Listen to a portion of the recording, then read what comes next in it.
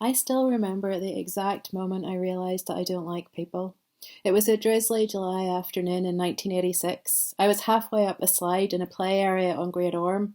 We were enjoying our annual fortnight in Llandudno. Llandudno is much like Portrush, but with more senior citizens and a pebblier beach. I was sporting the cropped haircut my mother insisted I'd thank her for later. It'll make your hair grow out thicker. And a unisex shorts and anorak combo which could be passed down to my brother the instant I grew out of it. As my younger brother would never get the good out of a dress, I wore a lot of boys' clothes back then. I was 6 years old and a sheltered child. I only knew nice church people and the well-mannered children who lived in our middle-class neighbourhood. When an English boy in the line for the slide asked, "Here, are you a boy or a girl?" I never encountered anybody so rude before. I replied quite adamantly that obviously I was a girl. In his defence, this fact was far from obvious. He laughed in my face. He said I talked stupid. He probably hadn't encountered a Northern Irish accent before. The BBC weren't exactly bending over backwards to give us lot airtime back then. I'm ashamed to say I cried. I had my go on the slide, but I didn't enjoy it. The English boy had made me feel truly rubbish. I dealt with the resulting anxiety in the same way I did with anxiety nowadays. I picked up one of the 36 library books I'd carted from home, Enid Blyton most likely, or Roald Dahl, and I read until I forgot the real world. Books couldn't hurt me like people could. TV baddies aside, Mean Boy on the slide was the first person I strongly disliked. He certainly wasn't the last. As a rule, I'm sceptical of people. I view them similarly to dogs and babies and politicians who are also people, I suppose.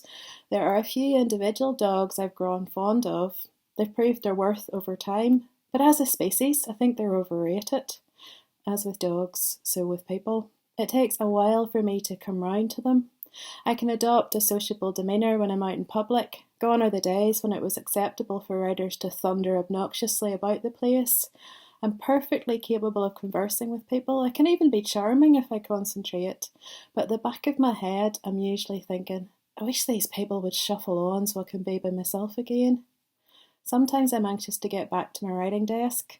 In all honesty, I'm not obsessing over writing as much as I publicly claim to be. Frequently, it's an iPlayer date with Casualty I'm fixating on. 9 times out of 10, I'm just dying to get back to reading. I far prefer books to people. In fact, if the two were directly compared in a format similar to Orwell's 1946 essay, Books versus Cigarettes, I could express my feelings as a mathematical equation. Happiness equals less people, more books. Emily Dickinson once said, "If I feel physically as if the top of my head were taken off, I know this is poetry." I don't think it's a liberty to substitute poetry for great books here. From the age of 4, when I made my first acquaintance with Peter and Jane, I've repeatedly experienced this same sensation. Good books take the top off my head and leave me keenly exposed to the world outside.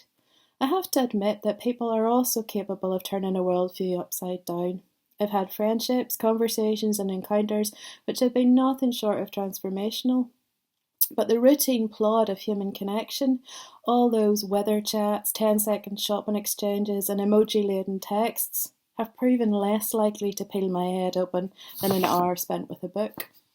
It was Emily Bronte's Wuthering Heights which first showed me what a writer could do with words, and Marilyn Robinson's Gilead which caused me to wonder if I might be a writer myself. Salman Rushdie's Midnight's Children made me the magic realist that I am.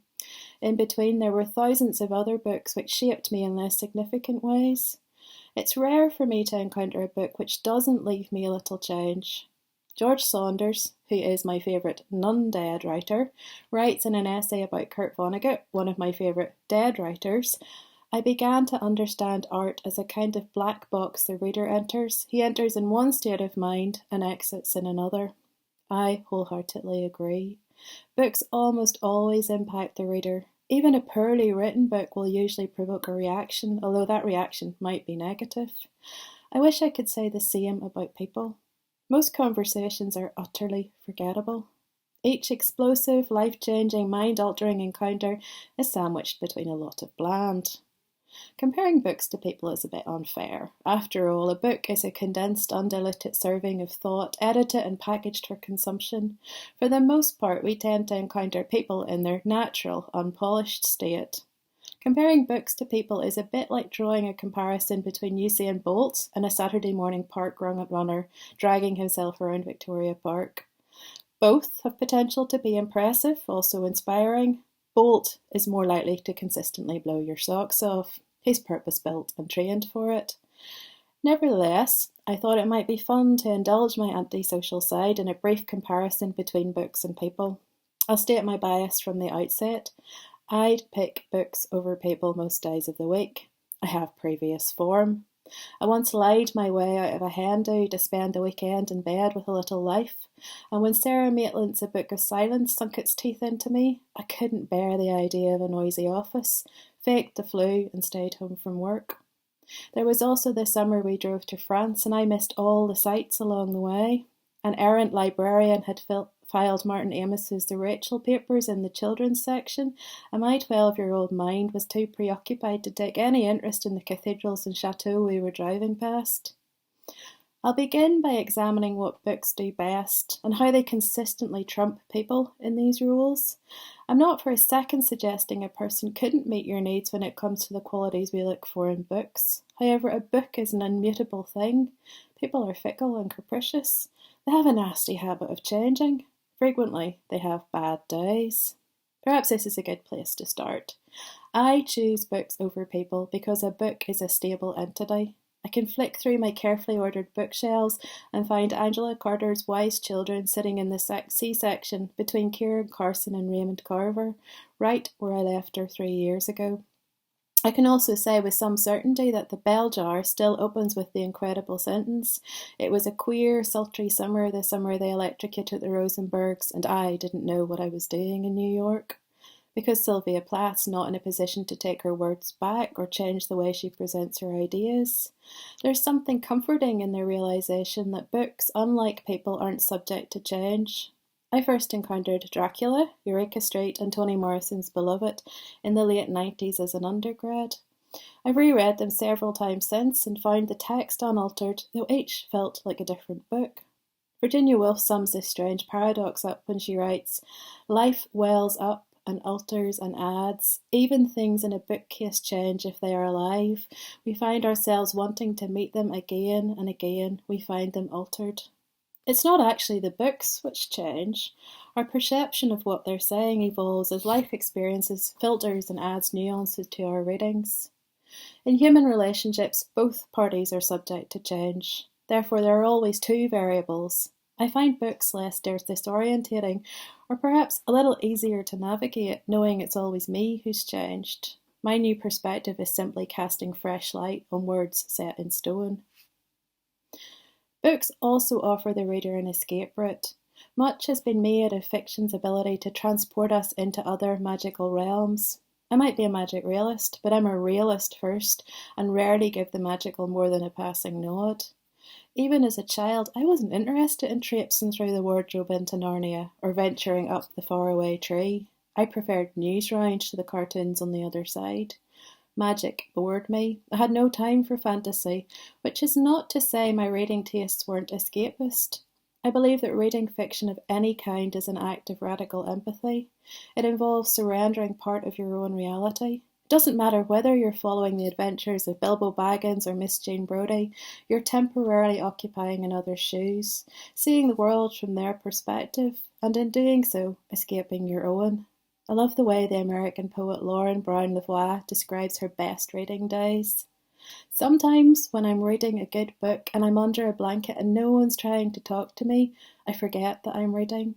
The tall grass of the story grows up around me and I'm just another silent creature whose heart beats in that world. Yes, a person is capable of upsetting your sense of reality. Love can make you lose the run of yourself, as can anger. I personally prefer love. However, I've been struggling to list 100 human encounters that have felt truly out of this world. I don't routinely surrender my grasp of self when I go to the dentist or pay for my groceries or listen to the shipping forecast. In stark contrast, every time I read a decent book, I suspend my disbelief. I willingly enter into another reality. I am not fully Jan when I read. In Dear Reader, Kathy Rensenbrink explains why we're drawn to books as a means of escape. I believe that this is one of the great powers of literature, to comfort, to console, to allow a tiny oasis of not exactly pleasure, but perhaps we could think of it as respite when we otherwise feel we might drown in a sea of pain. I've been a reader for almost 40 years now. I've often found comfort in books. I've used books to escape long, painful periods of illness, to lift me out of heartbreak and distract me when I'm bored. During lockdown, I frequently read familiar, friendly books like Agatha Christie and Daphne du Maurier because I didn't want to think too hard. I wanted to be reassured by the company of old friends. Sometimes, however, during hard times, I've turned to difficult, troubling books. It helps to be reminded that other people have struggled too. It helps to hold the pain at a distance. Fiction can act like a kind of buffer, allowing the reader to process what's happened without experiencing the hurt directly. The poet Mary Howe has a beautiful poem called The Copper Beech, where she talks of sitting in a tree while it rains, shielded from the downpour but nevertheless aware of it. One day I heard the sound before I saw it. Rain fell, darkening the sidewalk. Sitting close to the centre, not very high in the branches, I heard it hitting the high leaves, and I was happy watching it happen without it happening to me. I think about reading each time I read this poem and the way I frequently stumbled upon a sentence or story which makes sense of my own experience. There are books I've wept over because they express a very familiar pain or struggle which I'm not ready to talk about yet. In some strange ways, these books have offered me a form of protection. Someone else is exploring what I can't or don't want to say. Howe puts this beautifully in her poem Prologue. And the woman who had been healed grew tired of telling her story and sometimes asked her daughter to tell it. When we talk about escapist literature, it's important to remember that not every reader is looking to escape into a new reality so much as escape from the one they're familiar with. Which brings me to a third key function of literature. Books are tiny portable companions. They can make a reader feel less lonely. I've experienced this personally. In the year before lockdown, I visited 25 countries. I was mostly by myself, but rarely alone because I travelled heavy with a backpack stuffed full of books. I read in airports, on trains and buses. I worked out what could be eaten one-handed in restaurants, leaving my left hand free to clasp a book. I saw Gdansk in the company of Günter Grass and Oslo with Knut Hamsun's Hunger in hand. I read Ian Mullaney's Minor Monuments on a rooftop in Delhi and found its careful, calming voice exactly the grounding I needed as India clamoured for my attention loudly and without respite. I sat in museum coffee shops and let what I was reading resonate with the art. It's uncanny how many times I felt like a book not only knew me intimately, but also understood exactly what I needed to hear at a particular juncture. Alain de Botton claims that books explain us to ourselves and to others and make us feel less strange, less isolated, and less alone. I often make more sense to myself because a book has called some small truth out of me. I'm lucky. I have friends who graciously fulfill a similar function. But they're a little bulkier than books. They don't fit into a pocket or cabin bag. Books are my friends when my friends aren't there. Finally, books have always been my teachers. I don't have a degree in creative writing. I'm not knocking creative writing degrees. Many writers flourish in academic settings. I just know I'm not one of them. I'm far too much of a people pleaser. If I sat under another writer's tutelage, I'd be inclined to mimic their style and preferences. Instead of taking a writing course, I've read many, many, many books. I'd claim this was cheaper than paying university fees, but my bank balance would beg to differ. In reading widely and indiscriminately, I've tried to gain a broad understanding of what a book can be and also accomplish. I know I'll be learning for the rest of my life, but I think wide reading has freed me up to write like myself. As Francine Prose says, a book won't teach you how to write. Reading is like watching someone dance and then secretly in your own room trying out a few steps. Reading as much and as variously as you can will reassure you that there are millions of different ways to dance, each of them vital in their own way. When the first lockdown began, I was actually a little relieved. I'd been travelling non-stop for a couple of years, and I relished the idea of hunkering down in my little house by myself with a rake of books. Like everyone else, I didn't anticipate the isolation lasting so long. I thought I might have a few weeks, a month at most, to ignore all the people clamouring for attention and indulge my appetite for books. Years before COVID-19 was even a thing, the essayist Rebecca Solnit wrote, "I piled the books around me for protection and withdrew inside the battlements, building a tower in which I escaped my unhappy circumstances." I've spent years building my own little tower of books.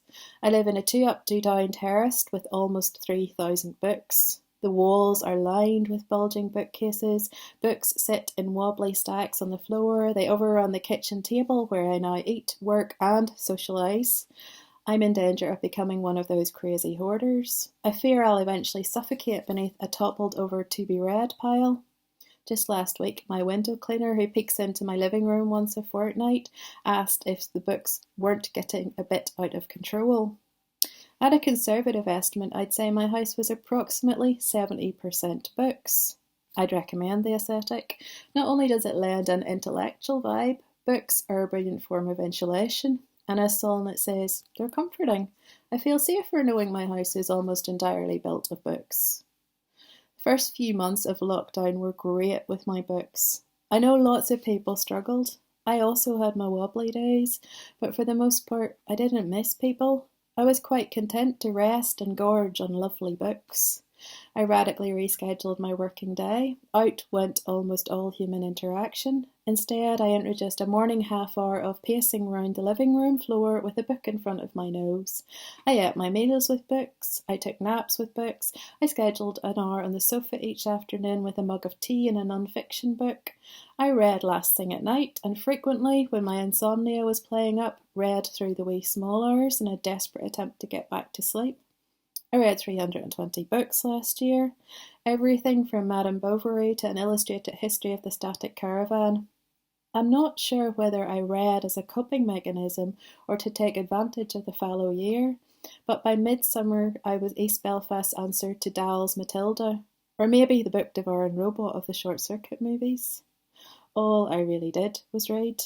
In the battle between books and people, the books were winning by a clean mile. I did find solace in a certain degree of escapism in my reading. On the worst and scariest days, I was childlike, crawling into bed with Agatha Christie mid-afternoon so she could transport me to St Mary Mead or down the Nile, anywhere that didn't have a pandemic raging outside. Reading let me temporarily shake off reality. It was also liberating to read without the constraint of interruption or the normal responsibilities I'm subject to. I could ignore the laundry. I could turn off my phone. My social life was non-existent. I didn't have anywhere particular to be.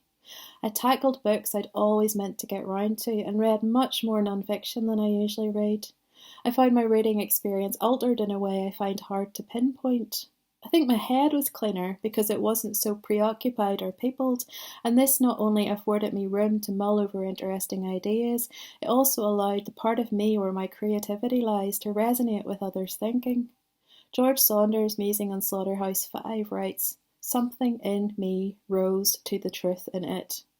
On those days when I could focus on reading, I frequently felt this same sense of connection with books. It was almost like being in conversation with these writers, though none of them were physically present, and sadly most of them were dead. I learnt a lot from my lockdown reading, though the associated brain fog meant I struggled to retain ideas. I became a scribbly reader, always reading with a notebook in hand, underlining phrases, making notes in the margins. I filled page after page with thoughts I wanted to return to. Francine Prose says, "The better I'm reading, the smarter I feel, or at least the more able to imagine that I might someday become smarter." And I felt this same ambition tugging at the corners of my mind every time I read something which provoked me to think or feel. Reading always makes me want to write, not because I wish to mimic or better another writer's work, but because a good book sets off a series of tiny explosions in my head. One idea leads to another, and eventually a new story evolves from the catalyst of what I've read. For those of you who frequently asked, this is where I actually get my ideas from. I read because I write, and I write because I read, and the concepts are inseparably linked. I struggled to write during lockdown. Reading widely gave me all sorts of notions, but I couldn't pin them down in words. The problem wasn't coming up with new stories. I had stories coming out of my ears. I started 5 different novels during this period. There are 5 sad wee notebooks sitting on my table, testament to the fact that none of these novels progressed beyond the note-taking stage. Couldn't seem to find the right voice. Without human connection, I was far too cerebral. I was always only in my own head. And as a result, every blessed word I wrote came out in first person and was a thinly veiled version of myself. By early autumn, the books were actually taunting me. I'd read, I'd feel inspired to create a new character and a world for them to inhabit. I'd end up writing yet another version of Jan. This might have been grand if I were someone endlessly interesting, like a Mitford or David Bowie. I can assure you I'm not. Reluctantly, I was forced to admit that books are not necessarily better than people. Ultimately, lockdown taught me that I can't write or even read well in a dearth of community. You see, a book's a very sociable thing. My year of rest and excessive reading did not convince me that I disliked people. In fact, it had the opposite result. I read Bernardine Evaristo's Girl, Woman, Other and missed the easy banter of being with friends in real life. I read Zadie Smith's essays and felt a pang of actual grief for all the backstage chats with fellow writers this cruel year has robbed us of. I read Robbie Arnott's brilliant Flames and dreamt of travelling to Australia and meeting new people. I read Walden and thought, that whole living by a pond in isolation thing has completely lost its appeal. As I read, I remembered that people, for all their quirks and oddities, are fascinating and mostly great, because each book forced me to imagine the world through their eyes. As the American journalist Krista Tippett says, to read is to welcome the mystery of someone else's imagination into your own. Books are all about forging connections between the reader's lived experience and that of somebody they don't know. It's ludicrous to pitch books against people. They've never been in competition. Books and people have to coexist. This year I binge read my way through a drought of people, emerging slowly from the other side of what is still a towering to-be-read pile. I am a somewhat repentant woman. I still love books, and you better believe that when the next George Saunders or Elizabeth Strout drops, I will be pulling a vanishing act. But almost every book I read this year made me miss people. Not just those likeable few that I call my friends. Annoying people, and pushy people, and people who talk out loud in the cinema, and people who are football fans, and teenagers, though I'm still a bit wary of them, and even people who don't read books. I can't wait to have all the different people in my life again, though this newfound positivity may not last very long. I'm pretty certain that books are to blame. It should never be books versus people. Books equal people. They're basically a gateway drug.